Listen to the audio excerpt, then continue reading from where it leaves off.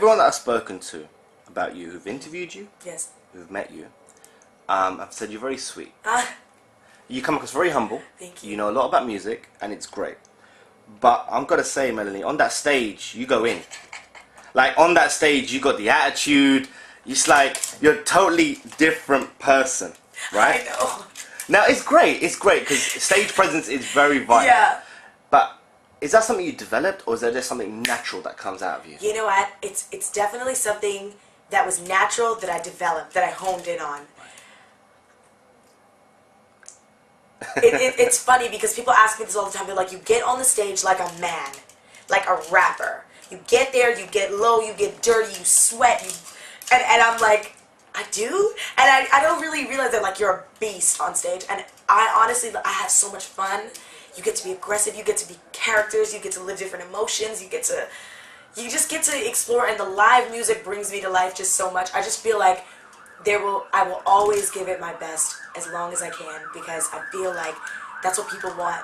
They want to be entertained. They want to have an experience. They don't want to see you up there like a karaoke singer walking back and forth. They want to feel like you're working. And I know when I go to a show, I want to be entertained. Yeah. I want to sit back and really be like, let me see what I don't know about you, then I'm going to learn something about you today. And that's how I feel like when I get on that stage, it just is another zone. It's another beast. And that's it. You just kill the stage. Just murder everything on the stage, and then leave no survivors, and then walk away. I want to talk about the track Ayo. I love that track. Thank you. I really like it, but I know that it's special to you. So special. Tell me why, because you drop a lot of gems in that record. But tell me why it's special to you. Well, Ayo, I wrote, and I did it on my own, and like I said, I worked with songwriters, but Ayo is a record that I don't think anybody else could have written for me. And I don't think I could have written it for someone else. It was really a personal story because I came back from London as I was recording my album, and I was really experiencing the push and the pull between being an artist and then being a singer and being a human and being, you know, in the industry. And I really just wanted to make a song that reflected on that, because I felt like people experience adversity and frustration in whatever they do. Yeah. Whether you're an artist, whether you're a doctor, a teacher, a friend, a lover, a husband, a student, it doesn't matter. And I felt like I wanted to make a song where at my concerts I could see people lift up and have their hands in the air and rock with me, and it'd be this, you know, this anthem, so to speak. And, you know, I love that record because most of the other songs on the album are about relationships and about love, and that one isn't. And it's just about positivity through good music and unity. So yeah, Ayo, yeah, it's got my heart. Yeah. You're going to drop that as a second single? Because Give It To Me Right is doing well over here, but you're going to drop Ayo as a single? I would love to drop Ayo as a single. I would love to drop Ayo as a single. Now, I've got these labels, we've got these radio stations, but me, if it was Melanie Fiona TV, radio, and internet, it'd be Ayo, for sure, yeah. Okay. Now, we spoke about him briefly before.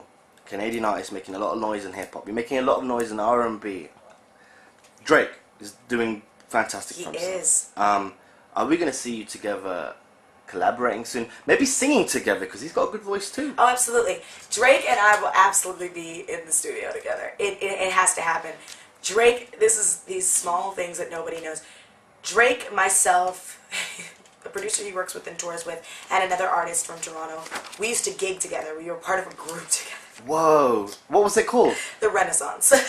And it was just our own thing where like 4 artists and musicians got together and gigs 2 nights a week, every week in Toronto at this local little lounge, and just to make a couple bucks during the week. But we loved it. We loved creating and working together.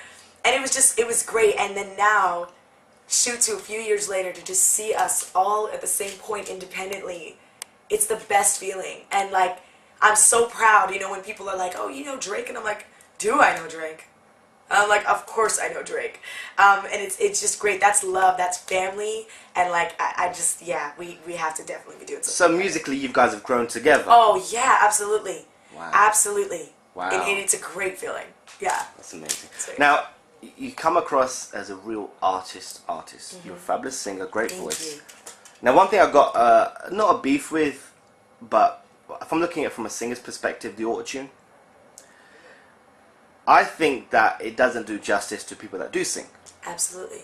Do you feel maybe a stronger word, but do you feel that the auto-tune is killing the art of singing?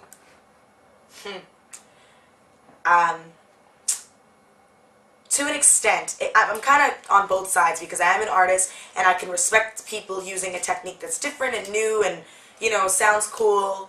But then in the other side of it, it allows anybody to feel, and including people who want to be in the industry for all the wrong reasons, it can make people feel like, oh yeah, I could do that. Like it's a piece of cake. Like, no, I don't really have to have singing ability, or I don't really have to work hard and train and you know, and perform live. Nobody expects that anyways. I think that that's wrong. I think that people should be able to expect when you come to a show, you're seeing someone sing live and real, and what you hear on the album is even better when you hear it live. I think, like, you know, like I said, both sides. I can see the art, I can see the use of a different kind of instrument, then at the same time I can just see how people will abuse it. And so I'm not really a fan. I don't like auto-tune by any stretch of the imagination for me.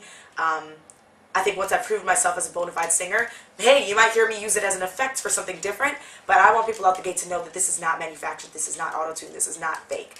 This is real singing, and I have to work hard for it, yeah. Yeah.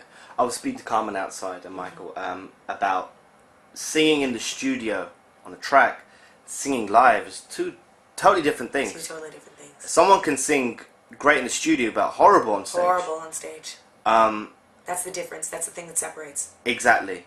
And I think when you did the beatbox thing on the stairwell, on the staircase, yeah. I think it showed a lot of people that may not be familiar with your work enough. That, whoa, this girl can really sing. That's the one thing that I started seeing in all the comments. People were like, oh my gosh, like, she can actually really sing. And, like, you know, I've posted shows before and people have seen that and been like, wow, she's great. But that got the most attention. And I felt really great about that because it just reminded me that at the end of the day, people still look to see raw talent without all the glitz and glam, without the band, without the music. Yeah. Stripped down in a stairwell with a beatbox. Just a beat. Give me a beat. And just that was pretty cool. That was pretty cool. I like that. Yeah. I found it. Now, blogging, you got your own blog. Yeah. You want to tell the people what the blog's called? Yes, it's just melaniefiona.com/blog spot or blog. I'm so bad.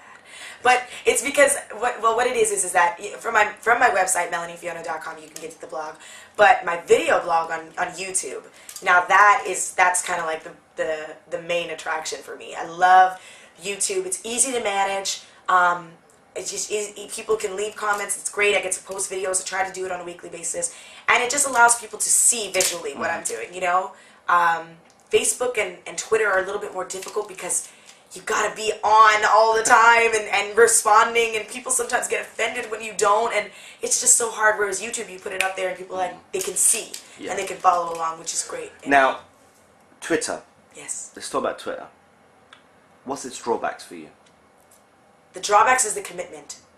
Right. The commitment of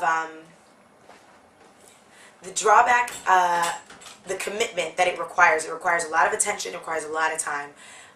So that's tough sometimes in somebody like me who has such a busy schedule. It's hard to stay on top of it. Second thing would be people are really interested in what you're doing on a personal level. And that's what they're interested in. And I want to talk about the music and what I'm doing, you know, in my career. And people want to know what I'm eating for breakfast. And that is kind of where it gets a little distorted and it become a little bit of intrusive. Yes. But I feel like as long as I'm in the driver's seat, I can control what I'm speaking about. Yeah, you know. And people are super supportive. And the positive, absolute, which is evident, is that it gives your fans a chance to like communicate with you and feel a part of who you are, and you know, feeling that they can relate to you. Yeah. Absolutely. And when's the album going to drop? July 20th. July 20th. July 20th. You're not moving that? You're not pushed back? It got moved, but that is the date. July 20th, here in the UK. Very excited. The Bridge. It's June 30th in Canada. July 20th here in the UK. Yeah. Okay. He's got my number and you can't want me, baby. Here I am. Either you make the time or just